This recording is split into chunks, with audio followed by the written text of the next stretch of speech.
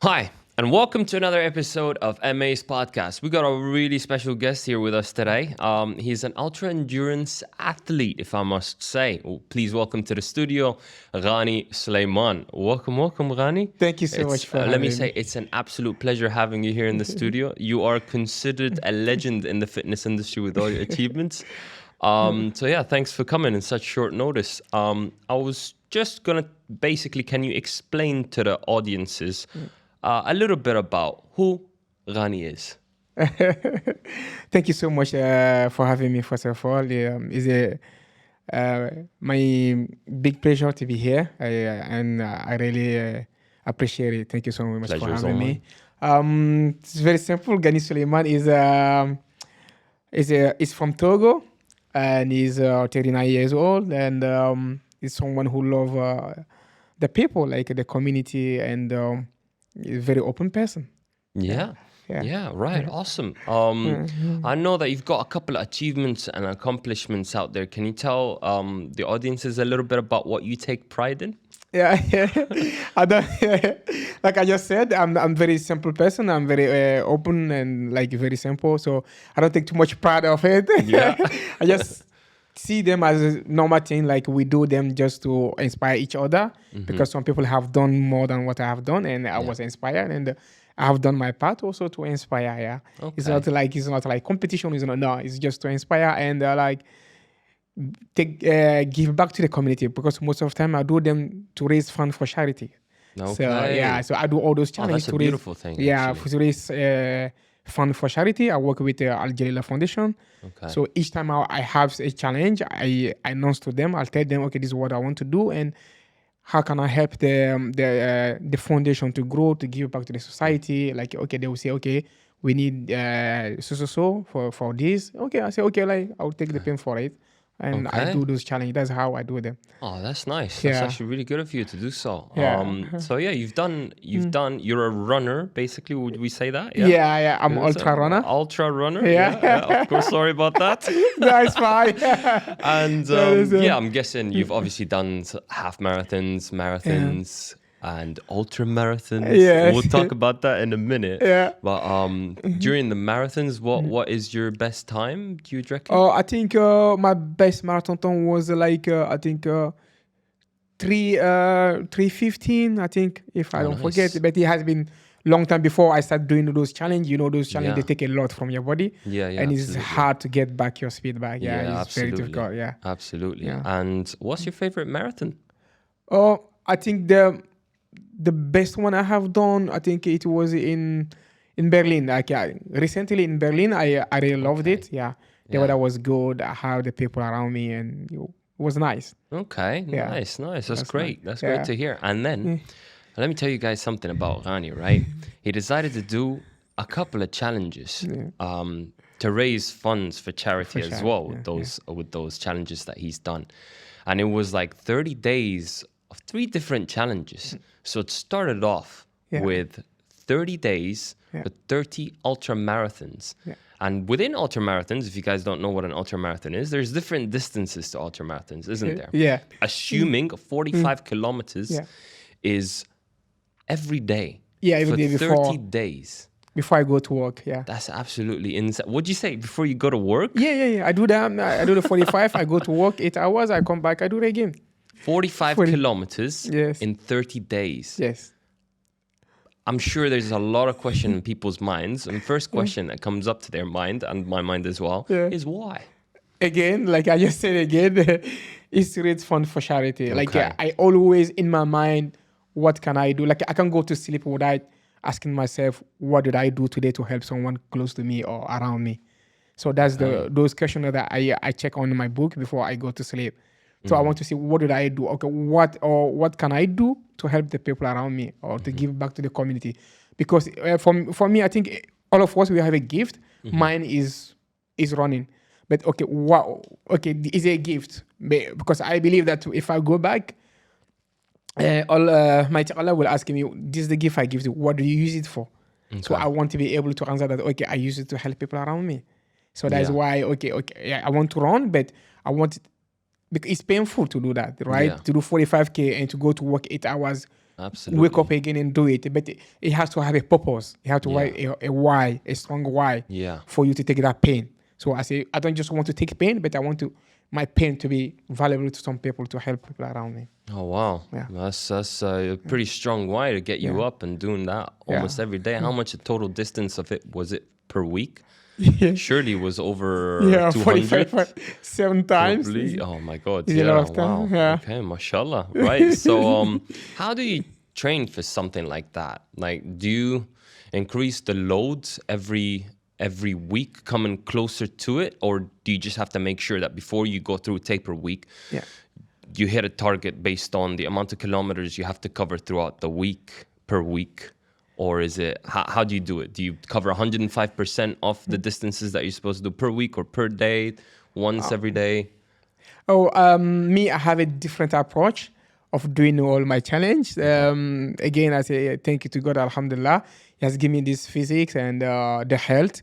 And me, most of the time when I want to do those challenge, it just come into my mind and I do them. But I don't advise anyone to go in that way. You have to prepare yourself for them, because they take, like I just said now, they take a lot from your body. Yeah. And you can get back. Like, I know you are competitive. Yeah. If you do those, you lose it. Yeah. I You bet. lose those, you lose that competition. So we do that, and it's hard. Like I said, it's hard for me to get back to my speed. Yeah. But if you take those kind of adventure, that means you are ready to to let go away your competition mental. Okay. Yeah. So me, as a runner and there's someone who loves a lot of sport, so I do run every day, right? Yeah, I think I remember the national. I have an interview with the national where I said I used to run every day to go to work. Like Yeah. back home, how I get into running is like I give away my ticket for, like, we were standing at the bus and I saw an elder lady. She wanted to get into the bus, but she doesn't have the ticket. So I gave her my ticket and I run to home. That's why I found out that, I can run. But until then, I didn't know that I had something into me. Like, I have to do something to discover something. Yeah. Yeah. That's when, I said, I can do the, and it was like 21K. I was like, I just run 21K. So I think I can run. But I didn't took it serious until I moved back to UAE here. And I started joining the industry. I started training myself. Then I kept that routine of running every day. Yeah. So because I kept running every day, so once these challenges came into my mind, it's like I'm already ready to get into the challenge. So I just wake up, I was just having a discussion with Grandpa Coach Lee. Yeah. I call him Grandpa just to have fun with him. Yeah. It's Coach Lee Harris. So he was like, Dubai Fitness Challenge is coming and I want to do something. And I say, I think we have 3 days left for the Dubai Fitness Challenge. Yeah. Yeah, well, I told him I want to do 45 kilometers every day. He said, no, you don't do that. You have to get ready for it first. Yeah. Because it's going to take a lot from you to get back. Yeah. I said, no, I was just doing it for fun. And we said, you have to do it, but you have to be careful with it. You have to treat it. He gave me very valuable advice. He said, you have to treat it as like you are going to work. And, so I don't, because I can't leave work just to do this. I need to keep working and keep doing this. So it's just take it as like you're going to work. It's like it's a second work for you. So you do it first before you go to work. Then be careful when you're doing it so you don't get too much tired at work. Yeah. So I need to get that balance to be able to do it for the 30 days. Yeah. And we said, it's good. But I said, I want to raise fund also for charity. Oh, nice. So I was training the Heroes of Hope. Yeah. The people, the children with determination. I said, I want to raise a fund for this kid because it means a lot to be close to them. It opens up your mind to see, and once you are close to them, then you know every single minute you spend in your life, you will never take it for granted. Absolutely, absolutely. Wow, that's a beautiful story, actually. I really like that. So what were the conditions when you were doing it? What month was it? And I'm guessing you done it here in Dubai as well. Yeah, in Dubai here. Okay, and when was it? It was October to November. The Dubai Fitness Challenge is always October to November. October to November. Yeah. So the Dubai 30-30 challenge. 30-30. I see. And it's still a bit hot at that time, right? So I'm guessing you were doing it super early in the morning? Yeah, that's why I do it early in the morning I can go to work. Yeah, and then sometimes it gets hot. Yeah. Yeah. So how like so you're going through and your why kept you going over and over again, right? When was the point where you had maybe doubts in your mind that you thought that you can do, or was your why strong enough to what were you thinking halfway through, or when was that moment where, because I'm sure even me when I'm running a marathon, I'm trying to hit a pace, I'm like 23, 24 kilometers in, I'm like, oh my God, I don't know if I can do this, but it's just battling my demons in my head over and over again, right? But let alone, mashallah, you were doing it for every day for 30 days. So I'm sure you had maybe at some point where you had maybe had doubts and that's for sure. It always happened during our challenge. But we'll say, okay, I will never do this again. But once we finish, we always have something. Every time. Every time.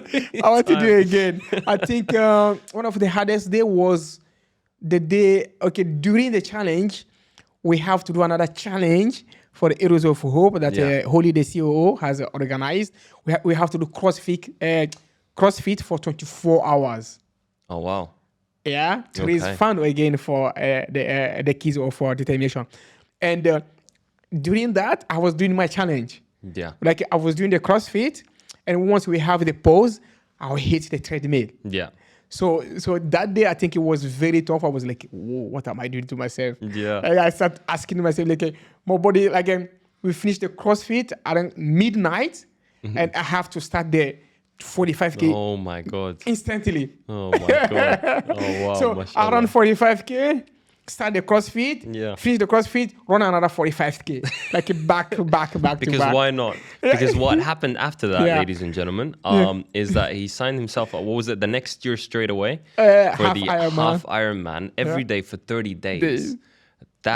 And then the year after that was a full Ironman every day for 30 days. Now, for those of you guys who don't know what a half Ironman, aka middle distance is, a half Ironman consists of 1.9 kilometers swim onto 90 kilometers bike onto a 21.1 kilometer run. And then a full distance would be double that. So it's a 3.8 kilometer swim onto 180 kilometer bike onto 42.2 kilometer run to finish it off. Let's talk about the full distance for just a couple of minutes, right? So, first of all, I'm guessing your strong why was for charity as well. Again, How many hours did it usually take you, and how did you balance your sleep, your food intake? I think it stands for the hardest thing I have done for now until date, and I'm planning more for sure. I think it was taking me 15 to 16 hours. Wow. Mashallah. Yeah, daily. Every day. Yeah. I will say I hardly sleep. Okay. Because if you check well on my page, you will see some of the, I have a great team. Emily took a video for me when I think it was the last day when I can't sleep. Like my neighbor sometimes feel like they thought I was doing something else. Yeah. because I will be screaming alone on the bed. Like no. I can't turn myself. I'm cramping everywhere. My whole body is cramping. I can't eat. Like I'm fighting myself alone on the bed. Yeah. So that's why it was so hard for me to accommodate a lot of people during that challenge. Yeah.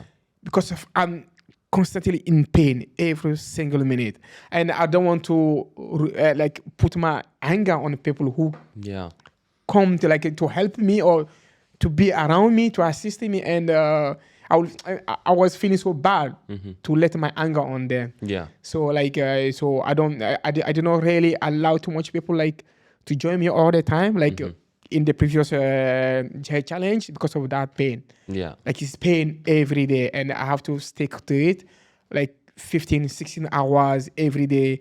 The 30 days I didn't sleep. Oh, wow. The 30 days I hardly sleep 2 hours. 2 hours every day? And the 2 hours is not I sleep on the bed and no, not like that.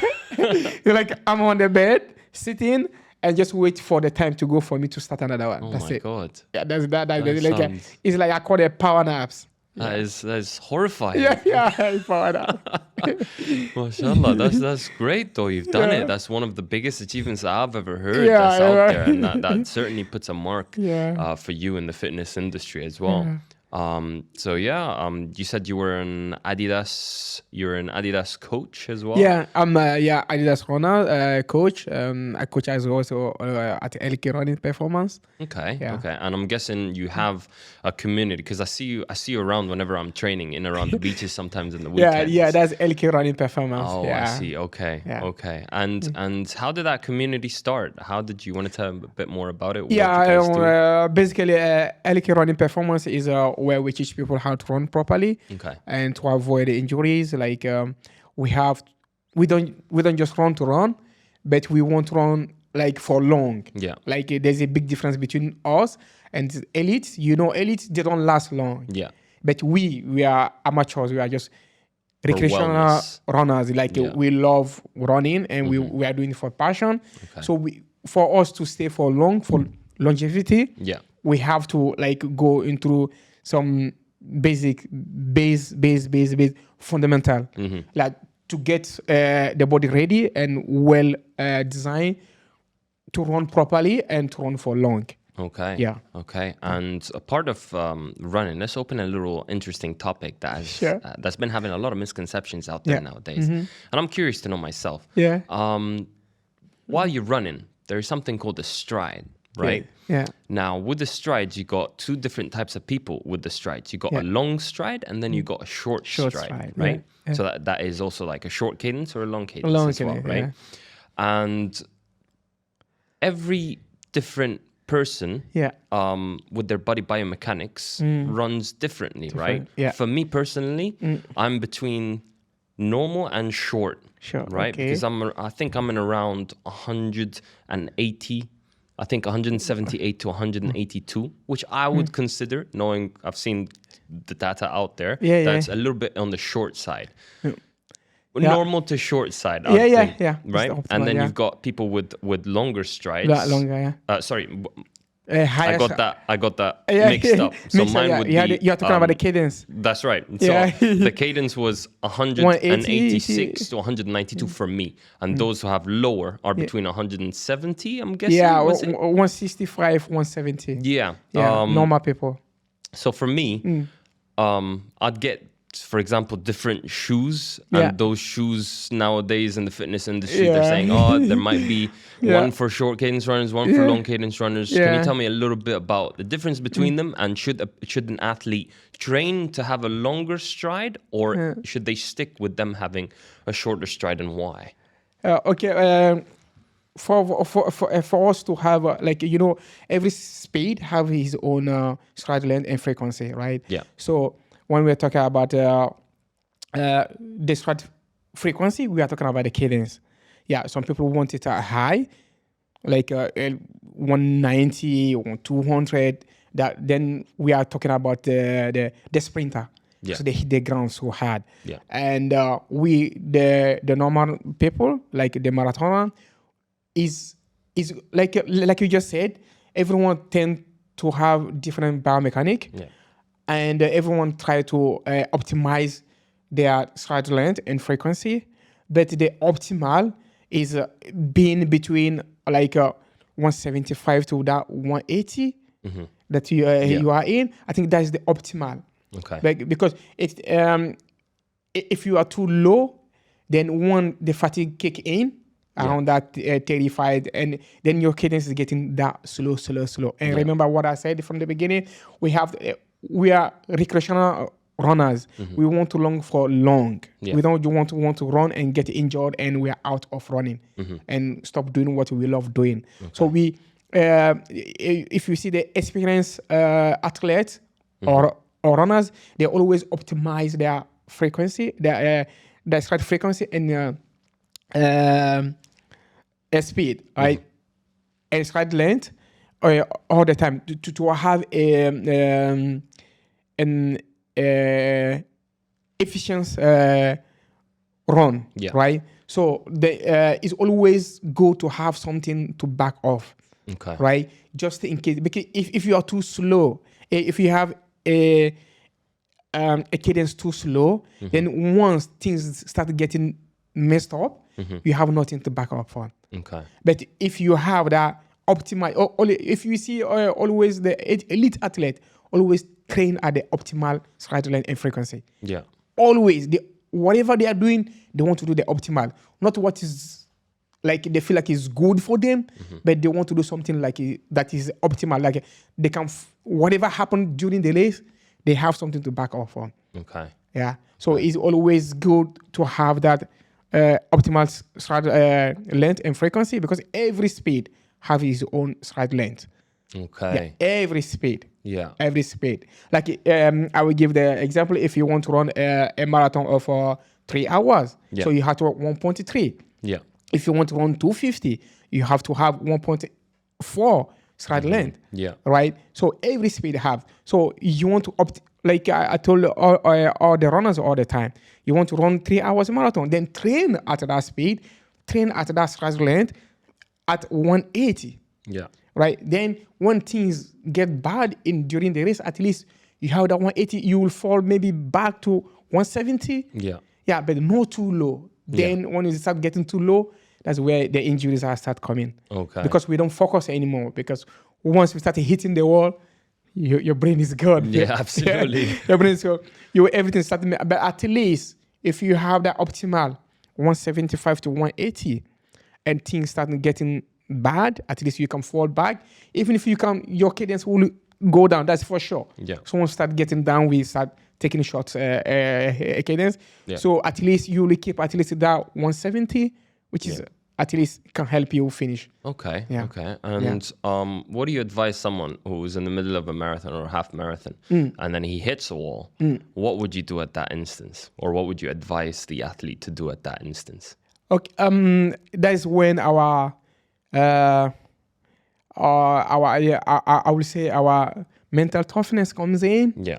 Yeah. So once we hit the wall, instead of like it's always good to dial back, right, and try to correct. Yeah. Like even if you need to, like I have seen, or even for myself in some races, like I think that was in Tokyo, when I was starting to feel, because I didn't recover properly before I went to that Tokyo, and I didn't even train well for it. So once things start getting bad for me, all I did is dial back a little bit the speed. Yeah. And at some point I have to stop, like do some drills.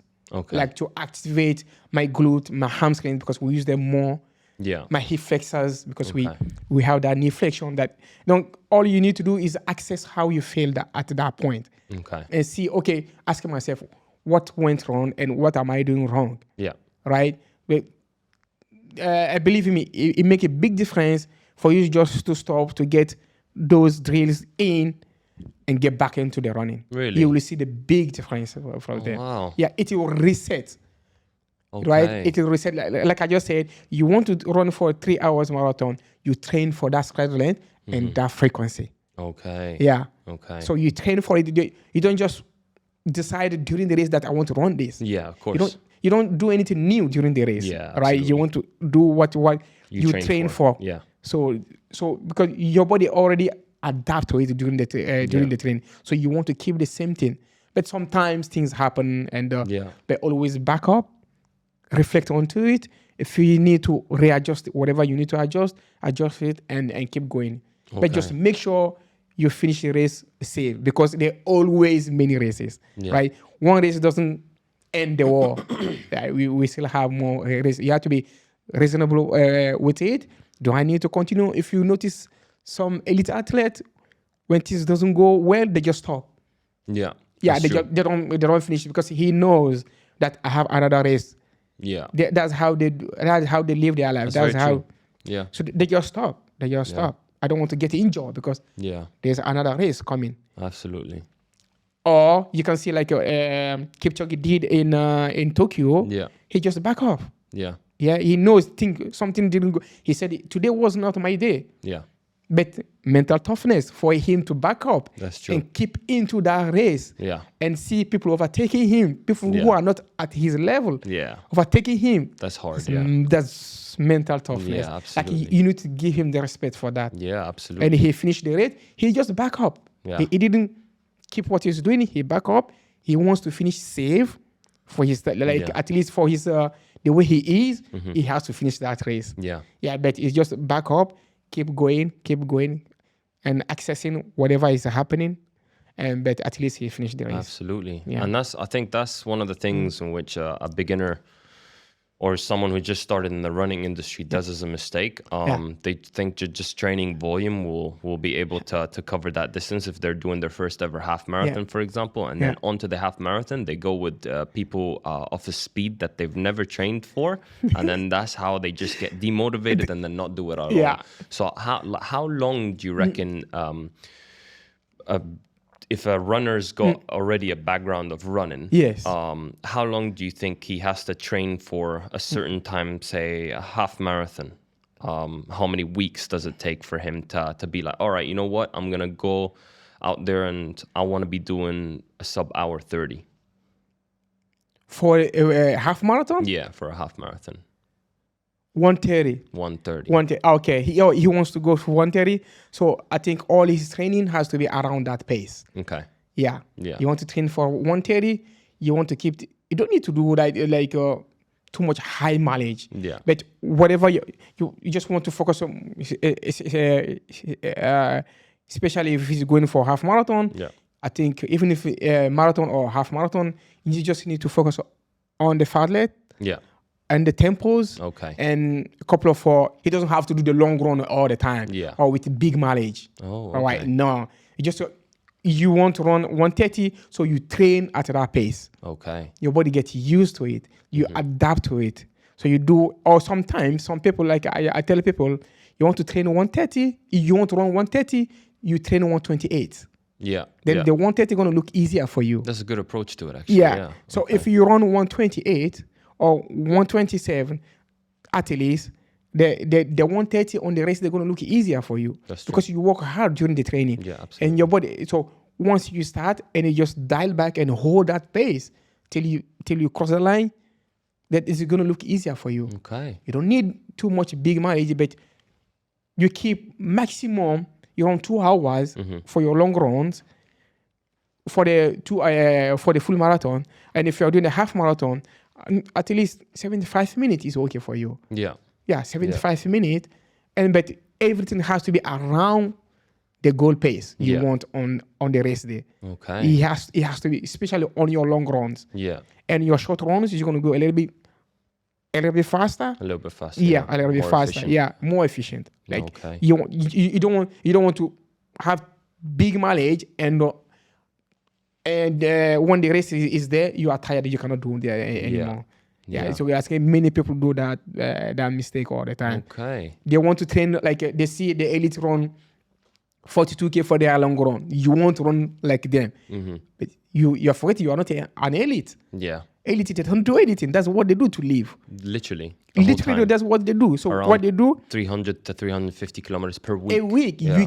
me and you can do that because once we finish our run in the morning, we have to take shower at the That's right, beach, go to work 8 hours. Absolutely, yeah. But them is just the opposite. They finish, they have the massage, Yeah. they have the physio. We don't have Nutrition, everything revolves everything around is that like is specific planned pace. for them. Yeah, yeah. Do we have that plan like them? So why we want to do the same thing like them? And not only that, it's the fact that they've got like altitudes over there that they train, and they go to Different- training camps, and that all makes a difference in your VO2 max, Exactly. doesn't it, as well? Many people have that mentality that I have to do like them because I have seen it on the internet. They are doing that. I'm not an athlete. Yeah. They have to come to the That's reality, right? This is another level. It's another level. There's a fine line between having expectations and meeting realistic. the reality, you know what I mean? exactly. Yeah, exactly. So he had to be realistic about that. Yeah. You train at your own expenses. Yeah. Yeah, you cannot look at someone in the TV and you want to do the same thing or Instagram or so. No, because you don't know their reality. Yeah, that's Yeah, true. just stick to your own reality. Absolutely, right. Yeah. Just to close off the show, I Sure. like to play a game with my guests, Sure. right? And that game is basically I would say one word. And based on that word, just to dig into your subconscious a little bit, you have to answer as quick as you can based on that word. Like whatever comes into your head, right? Okay. I will got try. it written down over here. I will try. Now you ready? Yeah, let's do Oh, it. that was a quick answer. Nice one. Yeah. Run. Oh, Long. That took a little bit of time. We have to be a little bit quick. Yeah. Okay. Triathlon. I will do it. That's fair enough. That's good. Yeah. Ultra. Run. Endurance. Run. Ironman. Do it. Hard. Easy. Hustle. For life. Mentality. Always. Adidas. My life. Oh, that's it. That's it. Nice answer. Good one. I appreciate you coming to the show. Thank you very much for your sharing your insights and your golden tips and nuggets as well. Yeah. Been much appreciated. Thank you so much for having me. Thank you. It's been a big pleasure to be here. I appreciate it. Thanks, Ghani. Thank you very much for tuning in to another episode of MA's podcast. Stay tuned for a couple more. Take care. Goodbye.